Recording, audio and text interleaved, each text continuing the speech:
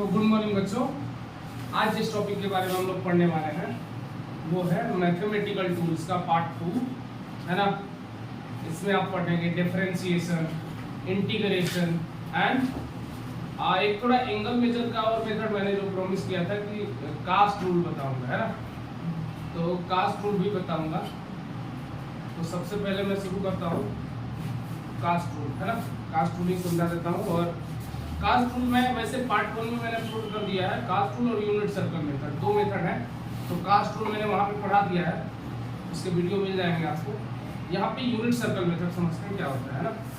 तो पहला मेथड है एंगल फाइंड करने का, यानी कि बड़े एंगल्स के वैल्यू कैसे कैलकुलेट करेंगे, है ना। ये मेथड है एंगल्स के वैल्यू फाइंड करने का, है ना। तो जैसे है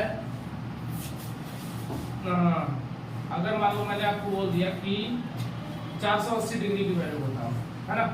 तो आप साइन 480 डिग्री की वैल्यू कितनी होगी, cos 480 डिग्री की, तो कैसे कैलकुलेट करेंगे, है ना। या 300 डिग्री की, साइन 300 डिग्री, cos 300 डिग्री, तो आप कैसे सोचेंगे, है ना। तो बड़े एंगल्स के वैल्यू निकालने के लिए तो सबसे पहले मेथड याद रखिए।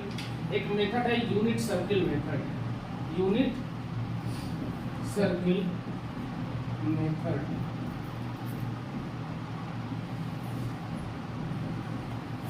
ये क्या है समझिए। यूनिट सर्कल मेथड में हम लोग क्या करते हैं, हमने बोला हम लोग पढ़ने वाला है यूनिट सर्किल मेथड, है ना। हम लोग पढ़ने वाले हैं unit circle method. Unit circle method में सबसे पहले एक सर्कल लेते हैं हम। एज्यूम, पहला स्टेप है assume a circle having unit radius. समझिएगा, मतलब यूनिट सर्कल का मतलब था यूनिट सर्कल से जो हमारा अब ये था कि इसका जो रेडियस लेंगे हम वो यूनिट लेंगे। क्या लेंगे, यूनिट लेंगे, है ना। And centre lies at its origin, lie at origin लिखिए। मतलब इसका जो सेंटर होता है वो ओरिजिन पे लाई करेगा। जनरली अगर हम रेफरेंस किसी को भी ले सकते हैं, लेकिन हम ऐसा सर्कल एज्यूम करेंगे जिसका सेंटर क्या हो, ओरिजिन से शुरू हो, और वहां पे जो हम सर्कल बनाए हैं उसका रेडियस कितना रहे, 1 रहे, यानी यूनिट रहे, है ना। 1 यूनिट मैंने लिख दिया। इसीलिए इसका नाम रेडियस के यूनिट वजह से होने की वजह से ही इसका नाम यूनिट सर्किल पड़ा है। क्लियर है। अब इसके मेथड में क्या करते हैं, जैसे मान लो सबसे पहले हम शुरू करते हैं। हमने एक चीज आपको नोट करके बताया था कि अगर एंगल का मेजरमेंट आप एंटी क्लॉकवाइज डायरेक्शन में लोगे, एंटी क्लॉकवाइज,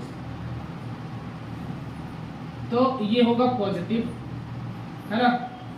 वही अगर आप एंगल का मेजरमेंट अगर ले रहे हो क्लॉकवाइज, है ना, क्लॉकवाइज, तो एंगल होगा नेगेटिव। सारी कहानी बदल जाएगी। आपको पॉजिटिव एंगल ध्यान देना है। अगर आप एक बारी में जो लेके चलोगे रेफरेंस, वो आप पॉजिटिव एंगल ही मेजर करके चलना। यानी ये जो मेजरमेंट होगा थीटा पॉजिटिव होगा, यहाँ थीटा की वैल्यू क्या आएगी, नेगेटिव। क्लियर है। तो ये दो बात आपको ध्यान रखनी है। क्लियर है ना। चलिए बता जाओ। तो circle having unit radius, circle बनाने में भी बहुत, है ना, चमत्कार करना पड़ेगा, है ना।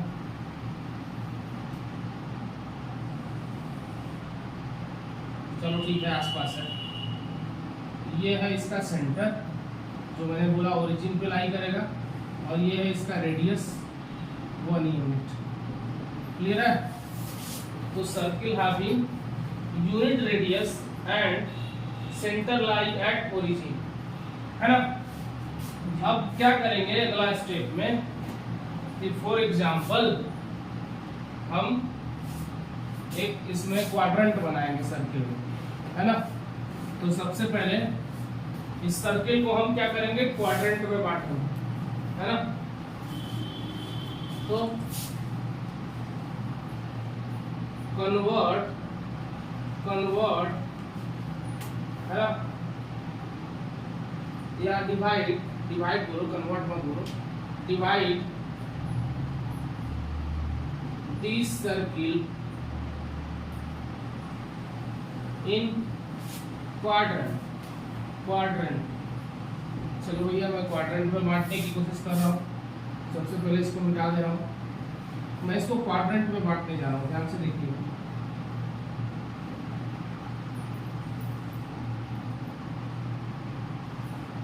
है ना, मैं इसको क्वाड्रेंट में बांट दिया, ये हमारा ओरिजिन है, मान लीजिए ये ओरिजिन है, क्लियर है। अब मान लो हम इसके में anti clockwise theta angle measure किया, हम यहाँ से लेके यहाँ तक anti clockwise theta measure, clear है, ताकि एंगल की वैल्यू हम क्या ले सके, पॉजिटिव ले सके, क्लियर है। बोलिए, एंगल की वैल्यू हम पॉजिटिव ले सके, इसके लिए हमने थीटा मेजर करा यहाँ से, क्लियर है। अब अगर हम यहाँ से रेडियस की वैल्यू, यही रेडियस है हमारा, तो रेडियस की वैल्यू क्या हो जाएगी, 1 हो जाएगी। बोलिए, आर की वैल्यू यहाँ से कितनी हो जाएगी, 1।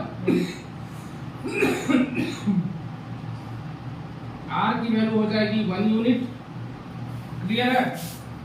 अब यहाँ से अगर आप ड्रॉ करेंगे परपेंडिकुलर, तो इस हॉरिजॉन्टल लाइन पे आएगी परपेंडिकुलर आपकी, ये राइट एंगल ट्रायंगल जैसा दिख रहा है। इस वाले एक्सिस को हम बोलेंगे एक्स, है ना।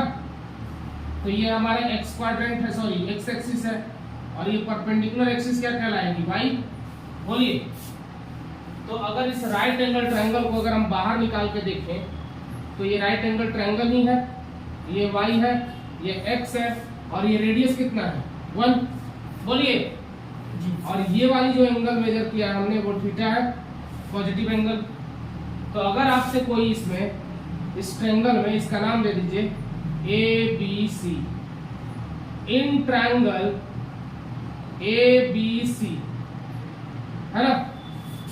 इस ट्रायंगल में अगर आपसे कोई पूछे बच्चे साइन थीटा बताइए, तो साइन थीटा आप क्या बताओगे, परपेंडिकुलर अपॉन में हाइपोटेनियस, यानी y अपॉन में 1, यानी कि इसकी वैल्यू आ गई y। ध्यान से देखिएगा जो मैं बता रहा हूं। अगला इसी ट्रायंगल में, सेम ट्रायंगल, cos थीटा बताइए। cos थीटा क्या आएगा, बेस अपॉन में हाइपोटेनियस, यानी x अपॉन में 1 x। देखिए, मैंने x और y की वैल्यू निकाली, समझने की कोशिश करिएगा। ये क्या बता रहा है, x एक्सिस को रिप्रेजेंट कर रहा है, ये y एक्सिस को रिप्रेजेंट कर रहा है। तो क्या मैं इस पॉइंट को, जो जिस पॉइंट पर हमने एंगल मेजर करा है, तो इसका क्वाड्रेंट हम क्या लिखेंगे, x, y लिखेंगे। कोऑर्डिनेट क्या होगा इसका कोऑर्डिनेट क्या होगा, x, y।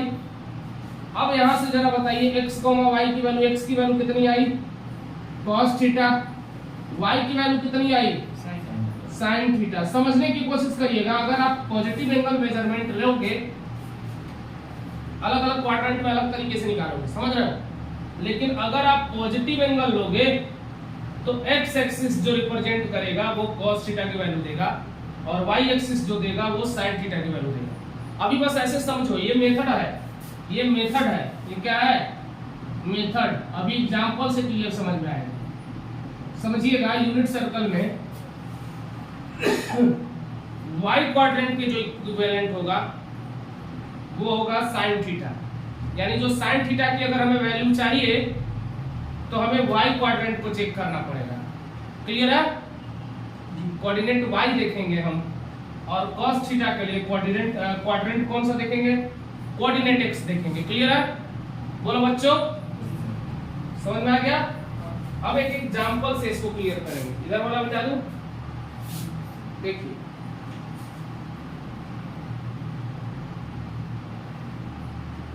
जैसे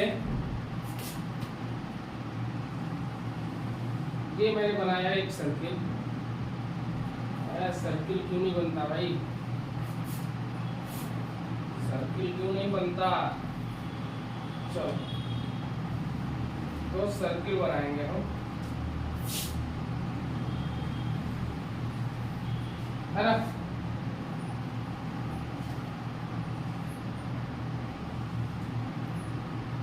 साइन 150 डिग्री, छोटे से शुरू करता है, कॉस 150 डिग्री, इसकी वैल्यू निकालनी है, क्वेश्चन है आपका, इसकी वैल्यू आपको फाइंड करनी है कितनी हो।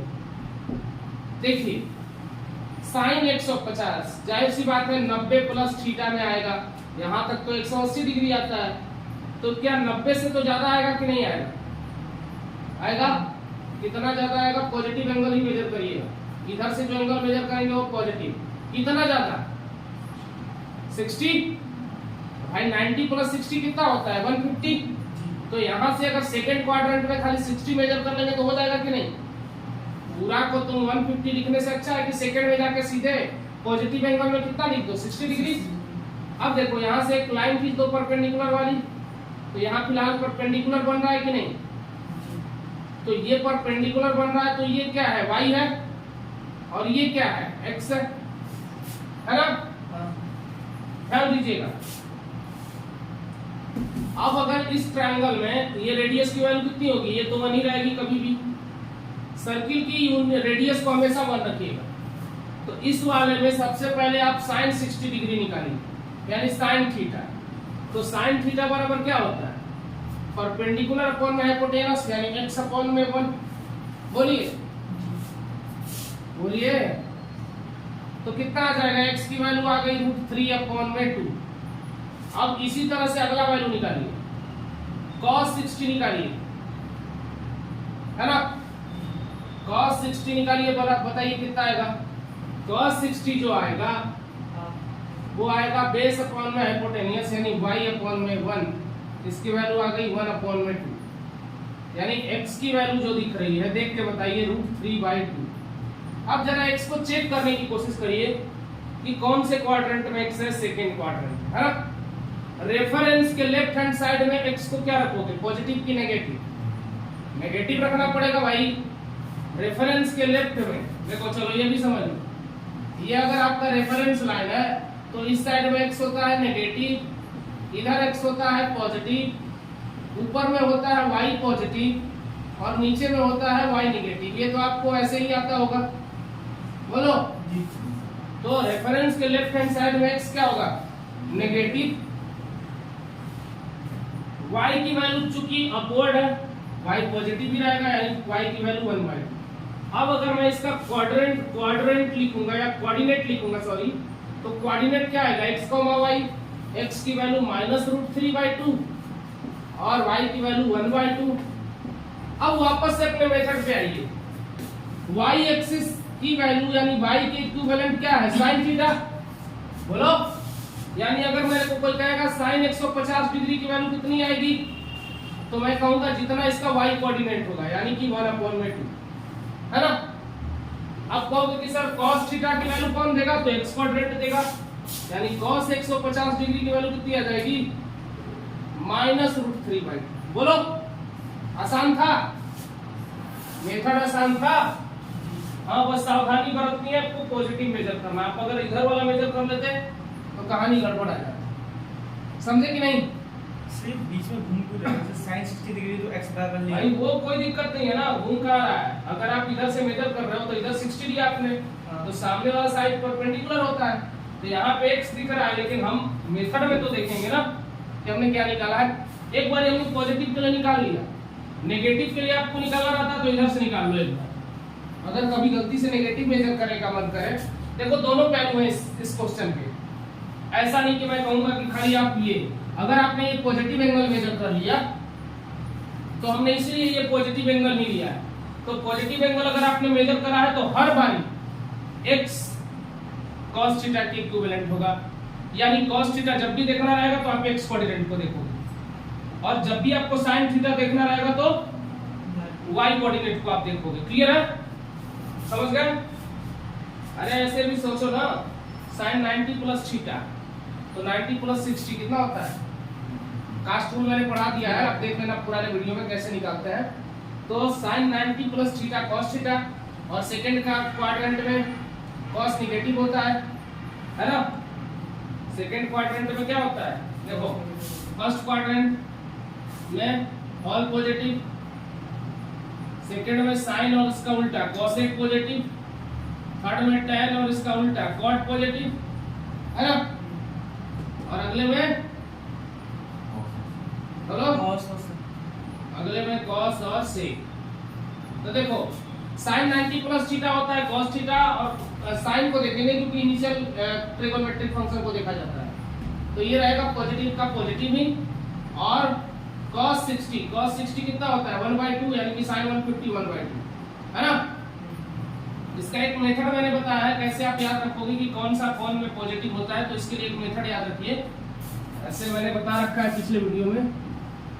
इस वाले में आओ, इस वाले में आओ, इस वाले में सनम तेरी कसम है ना, इसमें है तुमको, इस वाले में है चांद पर ले चल। जुबिन नौटियाल का एक तो गाना हो गया, ले चले तुझे चारों से सनम है ना। तो आओ का मतलब ऑल पॉजिटिव, सनम से एस से शुरू होगा यानी साइन, और इसका उल्टा क्या होता है कॉसेक तुमको, टैन और इसका उल्टा कॉट, चांद पे मतलब सी यानी कि कॉस और उसका उल्टा से। याद रहेगा।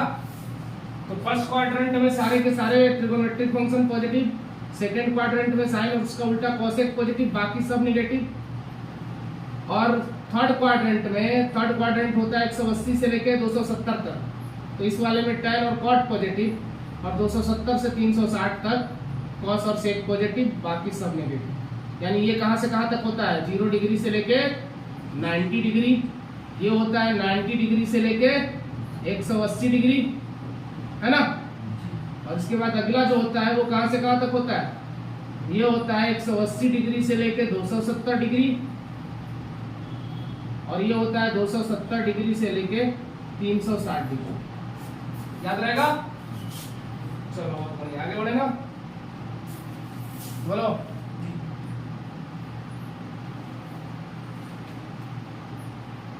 चलिए ध्यान दीजिए, मिटा दो इसको साइड पे मत इधर आओ समझो बाकी का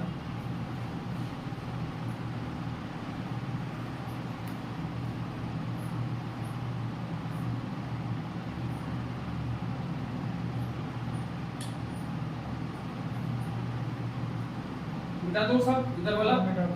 देखो अब जरा एक और निकाल के बताओ, एक और एग्जांपल कर लेना, थोड़ा बड़ा करो। साइन 233 डिग्री कॉस 233 डिग्री, इसकी वैल्यू बताओ। चलो जल्दी करो, मैं बताने जा रहा हूं तो ध्यान से देखना है ना। देखिए 233 डिग्री, जाहिर सी बात है 180 से तो ज्यादा होगा। थर्ड क्वाड्रेंट 180 से 270 के बीच होता है, 270 से कम है, मतलब क्लियर पता चल गया कि लाई करेगा थर्ड क्वाड्रेंट में है ना। तो थर्ड क्वाड्रेंट में कहां जाना पड़ेगा, 180 में कितना जोड़ोगे कि 233 मिलेगा 53 है ना। यानी कि इसको लिख सकते हो साइन 180 डिग्री प्लस 53 डिग्री। उसी तरह इसको लिख सकते हो कॉस 180 डिग्री प्लस 53 डिग्री। कहानी सुन, देखिए तो 180 यहां तक आ गया, पॉजिटिव ही एंगल मेजर करना अभी भी कितना 53 डिग्री, क्लियर है। अब यहां से परपेंडिकुलर ड्रॉ कर दो भैया, ये लो मैंने परपेंडिकुलर ड्रॉ कर दिया इस वाले पे, मतलब यहां से यहां ड्रॉ किया है ना। ये क्वाड्रेंट हो जाएगा x, y, ये हो गया x, ये हो गया y है ना। हम इसको बाहर निकाल लेते हैं समझने के लिए थोड़ी देर के लिए। ये कुछ इस तरह का क्वाड्रेंट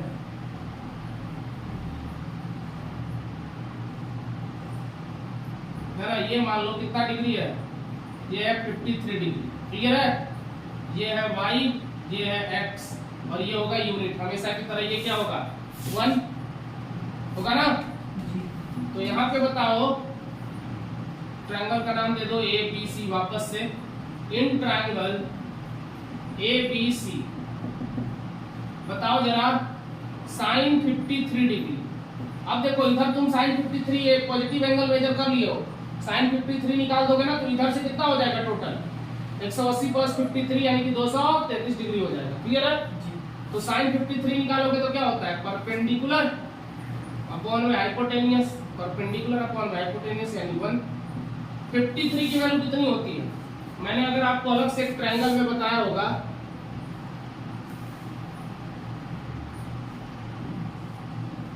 कि 53 के ठीक सामने वाला साइड होता है 4, छोटा हो गया बेस 3 और ये ऑटोमेटिक कितना आ जाएगा 5, है ना?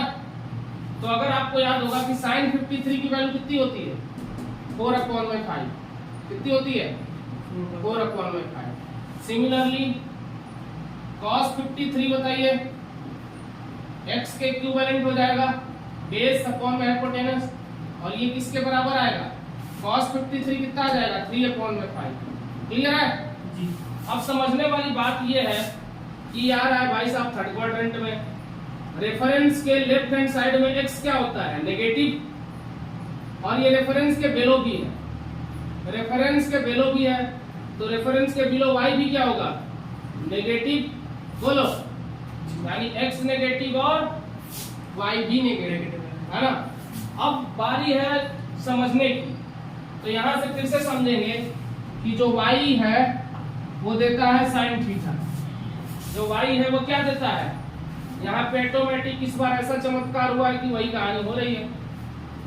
यानी अगर मैं इसका क्वाड्रेंट लिखूंगा तो x, y, x की वैल्यू है -3/5 और y की वैल्यू है -4/5, तो y जो देगा वो क्या देगा साइन थीटा, यानी कि डायरेक्ट मैं लिखूंगा कि साइन 233 डिग्री बराबर कितना -4/5, cos 233 बराबर -3/5। क्लियर है?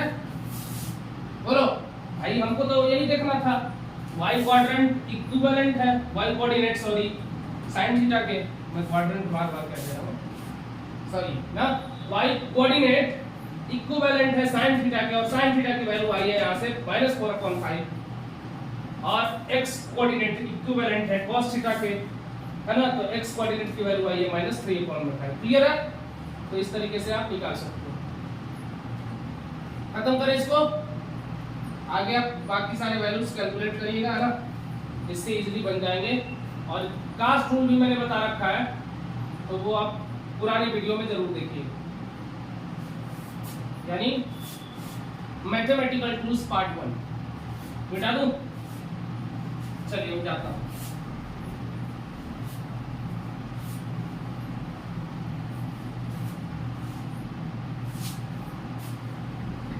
अब ध्यान दीजिएगा एकदम ध्यान से, अब अगले 20 मिनट में डिफरेंशिएशन और इंटीग्रेशन आधे घंटे में खत्म हो जाएगा। 20 मिनट में तो नहीं, आधे घंटे। देखिए differentiation,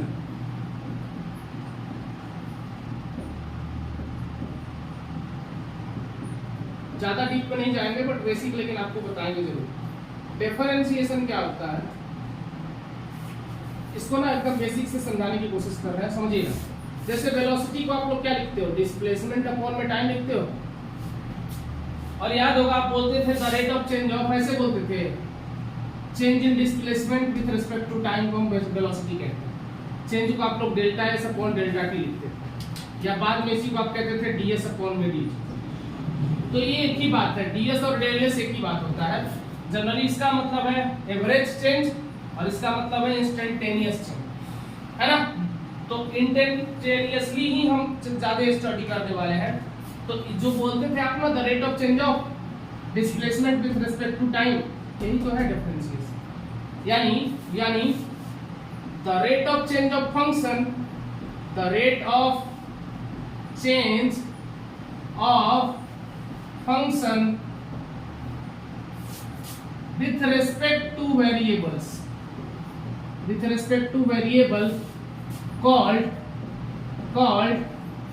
differentiation called differentiation. Clear है?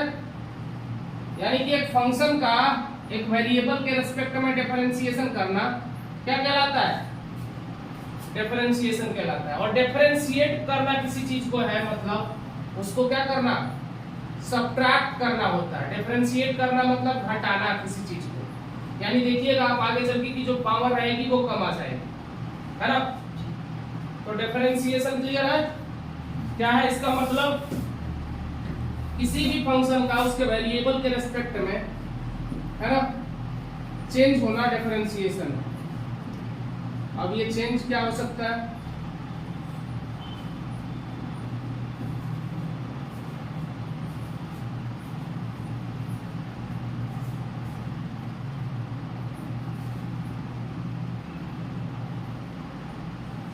है ना? डिफरेंशिएशन यार, है ना? क्लियर है? अब समझिए, मैंने कहा कि एक फंक्शन का वेरिएबल के रेस्पेक्ट में चेंज होना डिफरेंशिएशन, है ना? तो इसको समझेंगे। यहां से देखिए वेलोसिटी हम लोग लिखते हैं ds अपॉन में dt, है ना? तो इसको चाहे तो हम लिख सकते हैं ds equal to v dt। इसी को आगे चल के आप लोग काइनेमेटिक्स में पढ़ते भी हो। एरिया अंडर vt कर्व आपको देगा डिस्प्लेसमेंट। क्या देगा? डिस्प्लेसमेंट। इसको लिख लेना, एरिया अंडर vt कर्व क्या देगा? डिस्प्लेसमेंट। ये इंटीग्रेशन का पार्ट है ना? तो the rate of change of function with respect two variable को बच्चों हम लोग कहते हैं डिफरेंशिएशन। क्लियर है? बस ज्यादा इसके बारे में नहीं पूछेंगे, अभी आप बेसिक पढ़ रहे हो, है ना? वे आगे इसको लेके चलेंगे जब जहां इसकी जरूरत आएगी। मिटा दूं? चलो सबसे पहले अलजेब्रिक फंक्शन से ही शुरू करते हैं। अलजेब्रिक फंक्शन का differentiation generally x to the power n का जो फॉर्म है वो है अलजेब्रिक फंक्शन।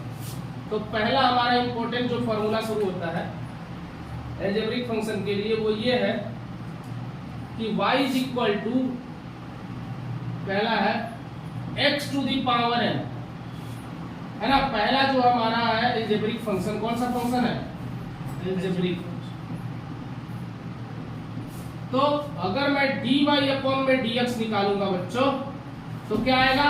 देखो ये पावर आएगी बाहर मल्टीप्लाई होगी n, और x में से जितना पहले पावर था उसमें एक माइनस हो जाएगा।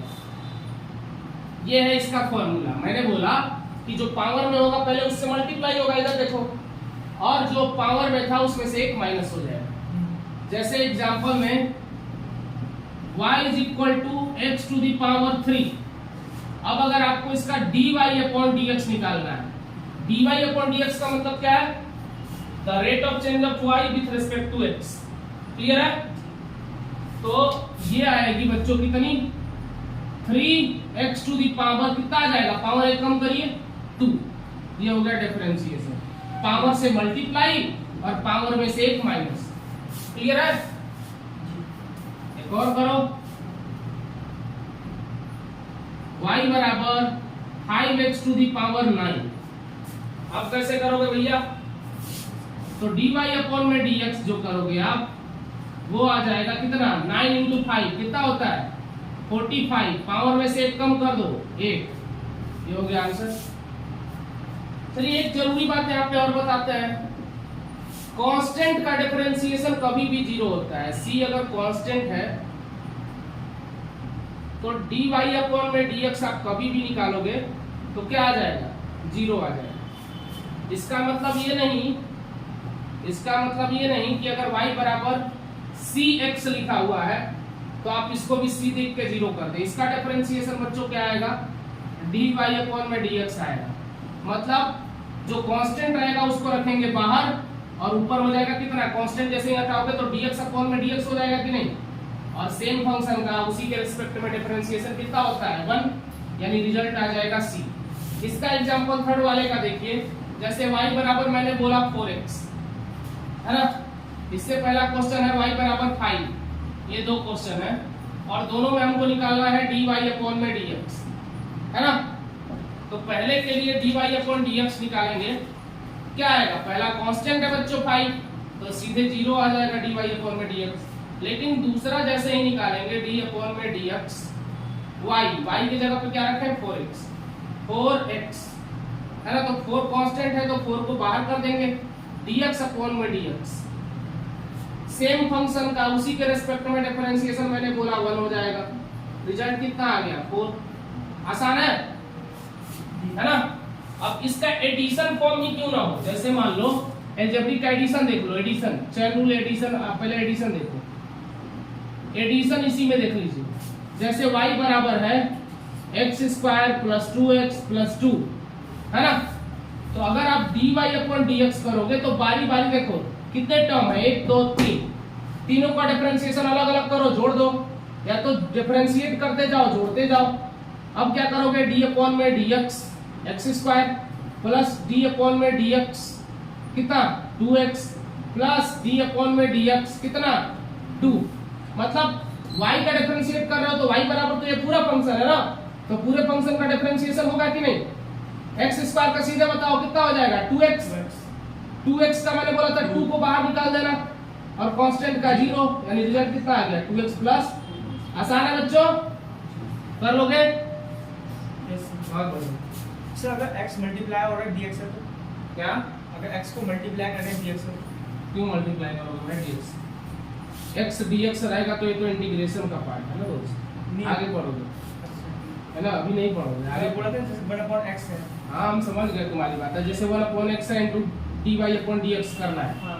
जैसे y बराबर, चलो इनका सवाल सुनो, 1/x है और आपको करना है dy अपॉन में dx, तो कुछ नहीं करेंगे दोस्त, इसको हम क्या लिख सकते हैं, x टू द पावर -1 लिख सकते हैं क्या, तो -1 बाहर आ जाएगा और पावर में से एक और माइनस करना पड़ेगा, तो x के पावर -1 और एक माइनस और कर दोगे कितना हो जाएगा, तो x का पावर यानी -x टू द पावर -2 या -1/x स्क्वायर। क्लियर है, इसका डिफरेंशिएशन कितना आ जाएगा dy अपॉन में dx, इतना आ जाएगा -1/x स्क्वायर है ना। बहुत लोग पूछते हैं कि 1/x का बताइए, कुछ लोग ये भी आपसे कहेंगे √x का बताइए, तो √x का क्या हो जाएगा, x का पावर 1/2, तो पावर 1/2 है तो dy अपॉन dx निकालेंगे क्या आएगा बताइए, 1/2 बाहर आ जाएगा, x का पावर 1/2 में से 1 माइनस कर दीजिए, -1/2 हो जाएगा, तो 1/2 x टू दी पावर -1/2, तो x को चाहे तो आप नीचे भी ले आ सकते हैं, इसी x को मैं चाहूँ तो ऐसे भी लिख सकता हूँ x के पावर 1/2 और इसको लिख सकते हैं 1/2 √x। तो आप तो सीधे याद रखिएगा, अगर √x का कोई पूछ रहा है तो 1/2 √x है ना, ये आपको याद रखना है ना। चलिए अब आगे बढ़े जल्दी से, इससे ज्यादा डीप में जाने की जरूरत नहीं है आपको, ये बेसिक इससे बन जाएंगे आपसे है ना। अब डिफरेंशिएशन ऑफ ट्रिगोनोमेट्रिक फंक्शन पे जल्दी आ जाइए, बताऊं, चलिए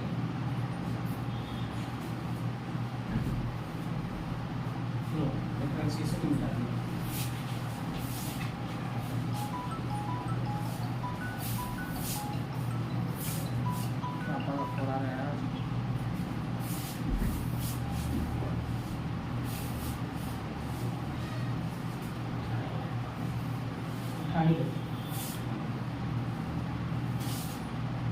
हेलो, हाँ पापा प्रणाम। चलो तो डिफरेंशिएशन अब हम लोग करेंगे किसका, ट्रिग्नोमेट्रिक फंक्शन, ट्रिग्नोमेट्रिक फंक्शन। जल्दी से फॉर्मूला देख लीजिए इसका, पहले शुरू से शुरू करते हैं। जैसे y बराबर अगर sin x है तो dy अपॉन में dx जो आएगा बच्चों आ जाएगा cos x। दूसरा फॉर्मूला देखिए, y बराबर अगर cos x है तो dy अपॉन में dx बच्चों क्या आ जाएगा, माइनस sin x आ जाएगा है ना। ये थोड़ा फिर से ढीला चलने लगा, चलो अगला मार्कर। अगर तीसरा जो है बच्चों y बराबर tan x है तो dy अपॉन में dx जो आएगा वो आ जाएगा sec स्क्वायर x है ना, sec स्क्वायर x। जहाँ cos आया देखो नेगेटिव आया, cos मतलब आगे c लगा है तो सच में ये c है ना। अब देखो चौथा है y बराबर sec x है ना, तो इसका डिफरेंशिएशन आएगा sec x into tan x। वही अगर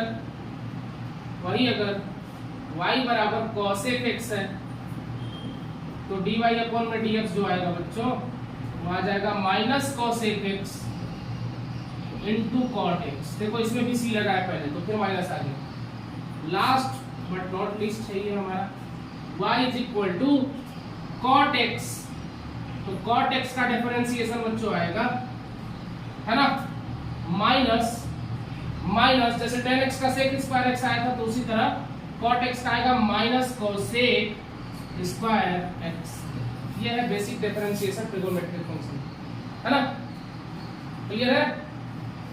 अब इसमें कहानी जैसे मान लो इस तरह का पूछा गया आपसे y बराबर sin 2x, तो डिफरेंशिएशन देखो इजी हो जाएगा, लेकिन ये चेन रूल में आ जाता है। चेन रूल देखो, ये फंक्शन के अंदर फंक्शन दिख रहा है, एक तो sin x है, ऊपर से अंदर में 2x भी दिख रहा है, तो सबसे पहले sin x का निकालोगे, यानी dy अपॉन में dx।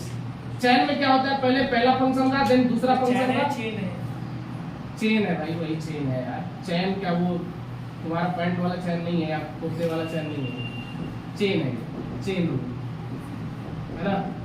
अब कैसे पता चलेगा कि हम बिहार से हैं, है ना, थोड़ा हमारा भी तो अलग ही है ना सब।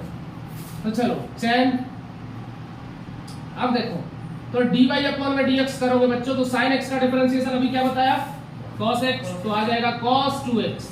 अब देखो अंदर में 2x भी एक फंक्शन है, तो मैंने बोला कि पहला फंक्शन का डिफरेंशिएशन देन दूसरे फंक्शन का डिफरेंशिएशन करके दोनों का मल्टीप्लाई, तो 2x का 2 आ जाएगा कि नहीं, तो रिजल्ट आ गया 2 cos 2x। ये हो गया आसान। अगला देखो, अगर कोई आपको बोल दे y बराबर sin स्क्वायर x, है ना, तब क्या करोगे, dy अपॉन में dx। एक तो आसान तरीका है कि sin का हमको पता है कि देखो इसको हम ये भी लिख सकते हैं sin x का होल स्क्वायर, और ये पूरा टर्म को अगर x माने तो x का होल स्क्वायर है, तो x के हिसाब से करेंगे तो क्या आएगा रिजल्ट बताओ, सही, वेरी गुड, 2 आ जाएगा बाहर, sin x का पावर 2 माइनस 1 कितना हो जाएगा 1, और sin x का फिर से कर दोगे कितना हो जाएगा cos x, यानी 2 sin x into cos x। इसी को क्या बोलते हैं, sin 2x, इसी को बोलते हैं फॉर्मूले से। तो ये फॉर्मूला का यूज पता चला, अरे 2 sin x into cos x ही sin 2x बराबर होता है, क्लियर है। तो इसी तरह आप बेसिक जितने भी क्वेश्चन हैं आप इजीली कर सकते हो। जैसे मान लो, अब एक तो तरीका है कि मैं y बराबर ऐसे रख दूं, sin x अपॉन में cos x, तो आप तो बोलोगे डायरेक्ट कि सर ये तो tan x है, और अगर आप dy अपॉन dx पूछ रहे हो तो sec स्क्वायर x। तो कई बार इस तरह आपको डिवीजन में फॉर्मूला मिले तो आप इस तरह से कर लीजिए, है ना। चलिए आगे चले, जल्दी से देखिए इसको मिटाते हैं, रुकिएगा मत, चलते रहिए।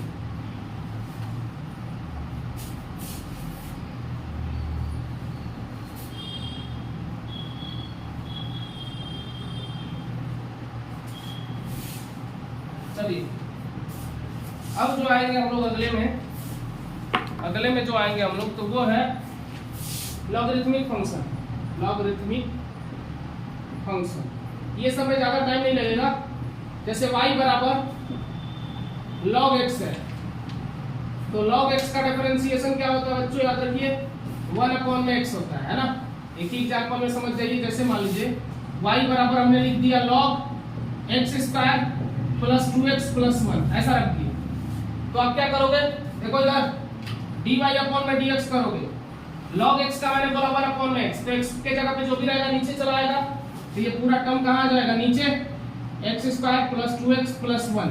अब फंक्शन का भी तो डिफरेंशिएशन होगा, अंदर वाले का भी मैंने बोल रखा है चेन रूल के अकॉर्डिंग कितना हो जाएगा 2x प्लस 2, ये आंसर होगा। आसान है, तो इस तरीके से आप कर लो। अगला जो फंक्शन होता है एक्सपोनेंशियल फंक्शन। तो एक्सपोनेंशियल फंक्शन में बच्चों जैसे y बराबर e to the power x है ना, y is equal to e to the power x है अगर, तो dy अपॉन में dx अगर हम निकालेंगे तो कितना आ जाएगा, e to the power x ही रहेगा, याद रखना। ऐसा एक फंक्शन है जिसमें कोई बदलाव नहीं आता है। हाँ, इसमें अगर मैं इसके फंक्शन में चेंज करूंगा तो बदलाव आएगा।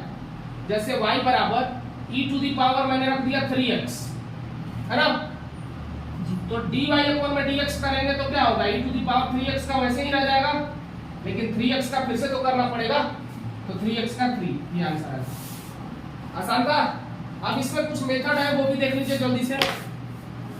कुछ मेथड देख लीजिए। जैसे एक मैं तुम्हें पहले आप देखो इससे रिलेटेड एक क्वेश्चन करवा दूं ताकि आपका मन का भ्रम पहले हल्का हो जाए। जैसे y बराबर x to the power 9 plus sine 2x plus 3 plus log x cube plus 2x है ना plus e to the power 5x, ऐसा कोई फंक्शन मैंने दे दिया और कहा कि डिफरेंशिएट करिए। देखिए इधर जल्दी से देखिए, बाद में छापिएगा। dy अपॉन में dx क्या आ जाएगा 9x to the power 8 sin x का बताइए cos x कितना 2x प्लस 3 और 2x प्लस 3 का डिफरेंशिएट करेंगे तो 2 आएगा, 2 से मल्टीप्लाई कर दिया हमने। log x का कितना आएगा बच्चे 1 अपॉन में x क्यूब प्लस 2x और x क्यूब प्लस 2x का डिफरेंशिएशन कितना आएगा 3x स्क्वायर प्लस 2 आएगा। तो ये आ गया इसका, और e टू दी पावर 5 तो x का कितना होगा और 5x का करोगे तो 5। ये आ गया आंसर।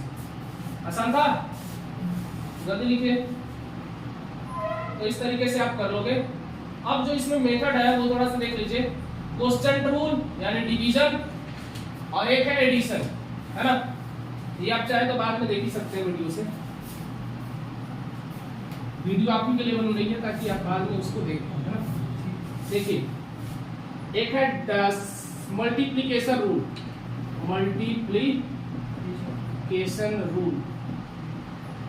मल्टीप्लिकेशन रूल क्या कहता है बच्चों?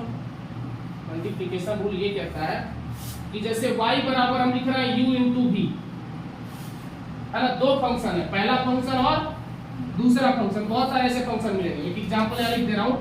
ऐसा कोई फंक्शन है y is equal to e to the power x sin x, तो ये एक अलग फंक्शन है, एक अलग फंक्शन है, दोनों मल्टीप्लाई में, तब कैसे करेंगे? तो इसको मान लीजिए पहला फंक्शन, इसको मानिए दूसरा फंक्शन। तो dy अपॉन में dx बच्चे जब लिखते हैं तो लिखते हैं पहले का डिफरेंशिएशन, तो क्या हो जाएगा अगर x के रिस्पेक्ट में कर रहा है du अपॉन में dx हो जाएगा जी, बोलो। दूसरे से मल्टीप्लाई, दूसरे वाले फंक्शन से मल्टीप्लाई प्लस दूसरे वाले फंक्शन का डिफरेंशिएशन dv अपॉन में dx पहले वाले फंक्शन से मल्टीप्लाई। आसान था, बोलो। इसका एप्लीकेशन देखिए, इसका एप्लीकेशन देखिए कैसे करेंगे। देखिए dy अपॉन में dx आप करेंगे, इधर ध्यान से देखिएगा। मैंने बोला पहले वाले का डिफरेंशिएशन, इसको पहला फंक्शन मानिए, इसको दूसरा। पहले का डिफरेंशिएशन करिए, देखिए इधर, अरे आप कॉपी पे मत देखिए। पहले फंक्शन का डिफरेंशिएशन कितना होगा e to the power x ही होगा, दूसरे से मल्टीप्लाई sin x प्लस दूसरे का डिफरेंशिएशन sin x का डिफरेंशिएशन पहले से मल्टीप्लाई, बस हो गया differentiation. e to the power x चाहे तो आप कॉमन ले लें, sin x plus cos x, ये है आंसर। आसान था, बोलिए जी। तो इसी तरह से आप अगर करेंगे तो सारी क्वेश्चन आपसे इजीली बन जाएंगे, सारे मार्क्स खराब हो गए। मल्टीप्लिकेशन रूल था, अब है डिवीजन रूल। क्वोशिएंट रूल भी इसी को आप लोग बोलते हैं, है ना। तो देखो जैसे y इज इक्वल टू अगर u अपॉन में b आ जाए तब क्या करोगे? जैसे डिवीजन का फॉर्म आ जाए, एग्जांपल देखो, है ना। एग्जांपल में y is equal to x upon में sin x, ऐसा कुछ दिख जाए तो ये डिवीजन का फॉर्मूला दिख रहा है। तो u अपॉन b ऊपर में हो गया पहला फंक्शन, नीचे हो गया दूसरा फंक्शन। तब dy अपॉन में dx बच्चे जब निकालोगे आप तो पहले का डिफरेंशिएशन यानी du अपॉन में dx, है ना, दूसरे से मल्टीप्लाई माइनस आएगा डिवीजन की वजह से, दूसरे का डिफरेंशिएशन पहले से मल्टीप्लाई, सॉरी पहला वाला u है, मिस्टेक नहीं करना, अपॉन में नीचे जो भी फंक्शन रहेगा उसका होल स्क्वायर। ये आ गया डिवीजन रूल। जैसे देखिए सेम मेथड पहले लगा लेने दीजिए, आप लिखने का बहुत जल्दी है आपको। देखिएगा ये यहाँ पे करेंगे dy अपॉन में dx, ये हो गया पहला फंक्शन, ये हो गया दूसरा फंक्शन, है ना। पहले का डिफरेंशिएशन करिए 1 आएगा जी, दूसरे से मल्टीप्लाई करिए माइनस दूसरे का डिफरेंशिएशन cos x पहले से मल्टीप्लाई और नीचे जो भी है उसका whole square sin square x। ये आ गया डिफरेंशिएशन। क्लियर है, आसान है, जल्दी लिखिए। मल्टीप्लिकेशन एंड डिवीजन रूल जल्दी लिख लीजिए, बहुत इंपॉर्टेंट था। हो गई कहानी, जल्दी से चलिए। इससे आपके सारे क्वेश्चन बेसिक जितने हैं और जितने आपको यूज आएंगे सब बन जाएंगे, है ना। चलिए यहां से कहानी इसकी संपन्न होती है। अब आते हैं इंटीग्रेशन की तरफ।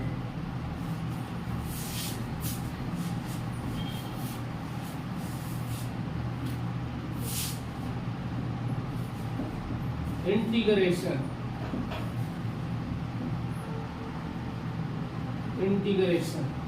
है ना। देखो the reciprocal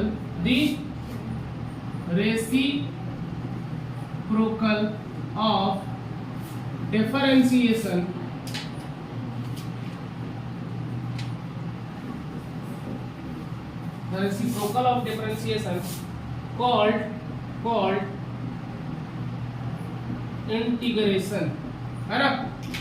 reciprocal of differentiation called integration, clear है। मतलब डिफरेंशिएशन का उल्टा होगा, जैसे मैं बोलो v लिख रहा था तो क्या लिख रहा था, the rate of change of displacement called velocity. तो अगर मैं इसको लिखूंगा आगे चल के ds बराबर, तो क्या लिखूंगा v dt, है ना। तो ये इंटीग्रेशन का बच्चे साइन होता है, ये होता है इंटीग्रेशन का साइन, इसका मतलब होता है इंटीग्रल, है ना। तो देखो एक ही भाषा में याद रखना, डिफरेंशिएशन जो होता है सॉरी इंटीग्रेशन का जो रेसिप्रोकल उल्टा होगा वो क्या होगा, इंटीग्रेशन होगा। ऐसे समझो डिफरेंशिएट करना कोई चीज को मतलब सब्ट्रैक्ट करना, कम करना, लेकिन इंटीग्रेट करना, इंटीग्रेट मतलब होता है जिसमें हम छोटे छोटे पार्ट को जोड़ते हैं। इंटीग्रेट करना मतलब जोड़ना, क्लियर है। तो हम क्या करेंगे, इसमें चीजों को जोड़ेंगे, है ना। तो जैसे अलजेब्रिक फंक्शन का शुरू करते हैं, अलजेब्रिक फंक्शन का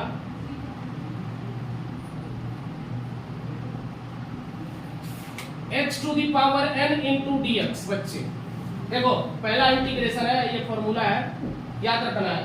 वहां होता था n से मल्टीप्लाई और पावर में से 1 माइनस होता था, यहाँ ऐसा नहीं होगा। यहाँ सीधे पावर में 1 जोड़ो, देखो इधर पावर में 1 जोड़ो और जितना पावर है उतना से डिवाइड करो, और साथ में लिखना पड़ेगा प्लस सी, क्योंकि अभी जो हम इंटीग्रेशन पढ़ेंगे वो होगा इनडेफिनिट इंटीग्रेशन। इंटीग्रेशन दो पार्ट में पढ़ते हैं बच्चों, एक इंडेफिनिट, दूसरा जो इंटीग्रेशन होता है वो होता है डेफिनिट। डेफिनिट में सी इसलिए नहीं आएगा क्योंकि उसमें आप वैल्यू पुट कर दोगे, लेकिन जहां पे भी आएगा तो इसमें सी आएगा, क्लियर है। दूसरा फॉर्मूला देखो, वहां पे कांस्टेंट का क्या हो जाता था इंटीग्रेशन, जीरो, यहाँ जीरो नहीं होगा, जैसे c इंटू dx। तो c तो वैसे का वैसे रहेगा, dx का इंटीग्रेशन याद रखो, c को बाहर निकाल देना। पहले dx का इंटीग्रेशन देख लो, dx का इंटीग्रेशन होता है x प्लस c। अब इसके साथ में अगर कोई कांस्टेंट आ गया c dx, तो c बाहर निकल जाएगा, वापस से dx, है ना, यानी कि cx आ गया कि नहीं। अगर ये cx आ गया तो एक कांस्टेंट फिर से भी लिखना पड़ेगा आपको, तो अगला लिख लेना c1, क्लियर है। मतलब यहाँ आपको लास्ट में कांस्टेंट लिखना ही है, समझ गए। अब इसका एग्जांपल भी देख लीजिए, जैसे y equal to x to the power 4, इसका इंटीग्रेशन क्या होगा, देखिए इधर x to the power 4 into dx बराबर अगर करेंगे तो क्या हो जाएगा, x to the power 5 plus c, कौन बोलेगा, है ना। अब देखिए अगर मैं बोल रहा हूं 4 इंटू dx, इंटीग्रेशन बताइए क्या आएगा, 4x प्लस c, क्लियर है। तो इस तरीके से आप सेम एडिशन मेथड से इसको भी आप जोड़ सकते हैं, क्लियर है। तो बिना देर किए आ जाइए ट्रिगोनोमेट्रिक फंक्शन पे, बिना देर किए कहा जाइए ट्रिगोनोमेट्रिक फंक्शन। देखो तो ये हिल गिर क्या सही है, थोड़ा सही है, इतना ज्यादा मत खाना, सही है। चलो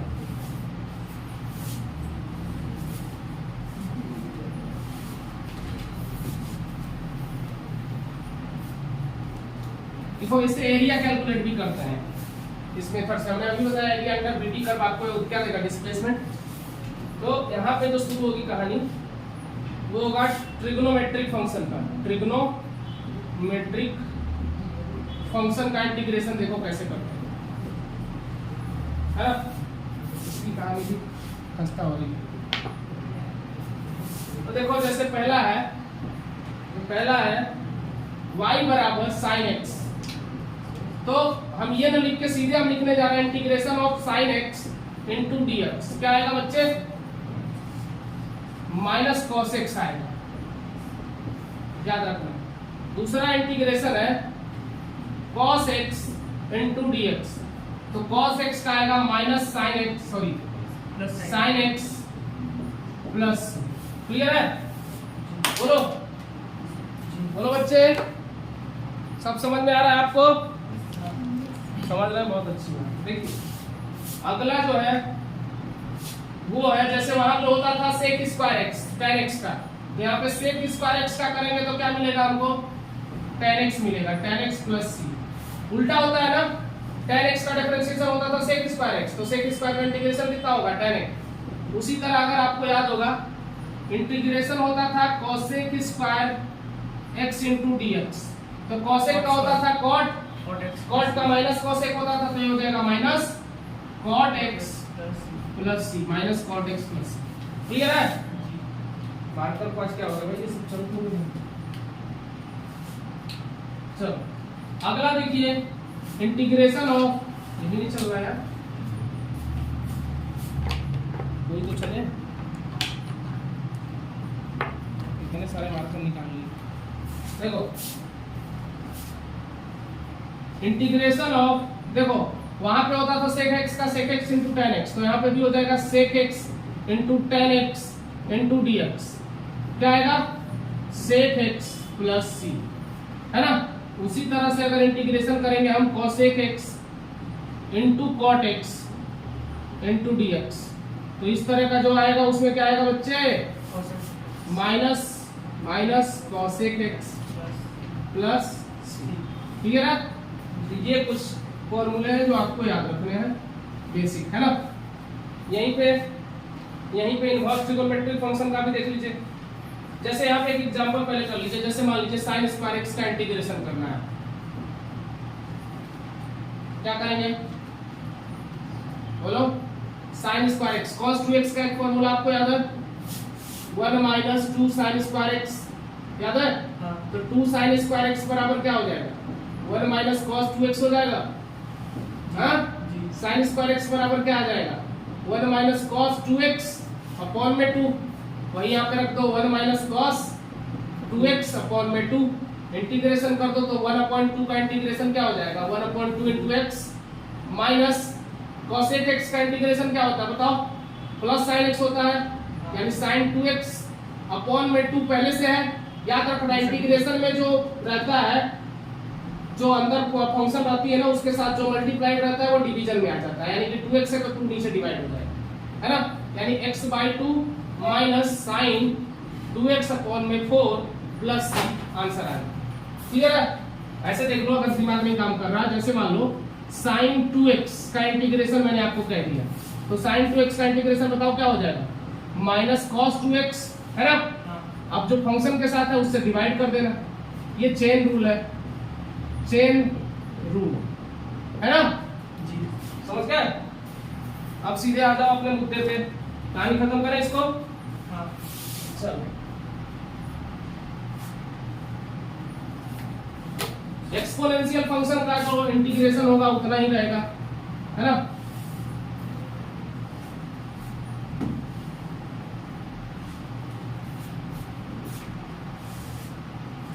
अगला देखिए, अगला है जैसे अगर आपको इंटीग्रेशन किसी ने कह दिया 1/x into dx logarithmic,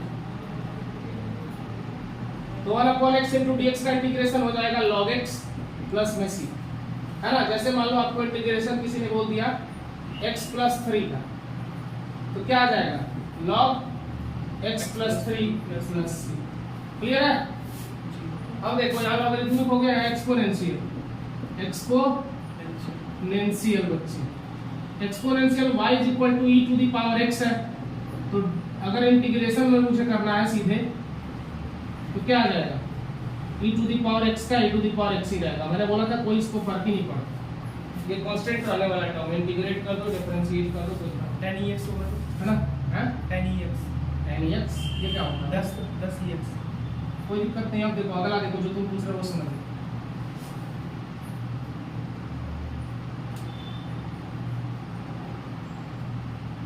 differentiation याद रखना, पहला डिफरेंशिएशन डी अपॉन में D X, E to the power X था ना, अब ए टू द पावर अगर एक्स रहे तो क्या होगा,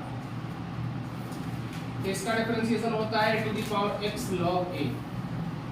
कैसे, जैसे डिफरेंशिएशन मैंने क्या दिया किसका, 5 टू द पावर एक्स का बताओ, तो 5 टू द पावर एक्स तो रहेगा ही, log 5 आएगा, ये थोड़ा सा याद रखना। अब देखो ये हो गया, जैसे कि एग्जांपल देखो e टू द पावर मान लो 3x है, तो क्या करोगे, सबसे पहले तो e to the power 3x का वैसे ही हो जाएगा, और मैंने बोला था जो फंक्शन में रहता है उससे डिवाइड होता है, आसान है। देखो ये सब था कुछ आपकी डेफिनेट और कुछ इनडेफिनेट, है ना। इसमें एक मल्टीप्लिकेशन का एक ही फॉर्मूला खाली याद रखना, जैसे integration of x y into d है ना, डी एक्स वाई मान लो, तो होता है x y d x plus x d y, ये मल्टीप्लिकेशन रूल करता है, यानी इधर में इंटीग्रेशन लगा, मतलब यह है कि पहले का इंटीग्रेशन दूसरे का इंटीग्रेशन पहले के रेस्पेक्ट में, है ना, और पहले का इंटीग्रेशन, ये एक रूल है थोड़ा सा बस। सर मुझे वो डिफरेंशिएशन वाला समझ में नहीं आया, फिर समझा दूंगा, अभी थोड़ा रुके रहो, है ना, सब समझाऊंगा। ये फॉर्मूला होता है, ये कोई डिफरेंशिएशन नहीं होता। अभी थोड़ा सा रुको मत, क्योंकि तुम लोगों का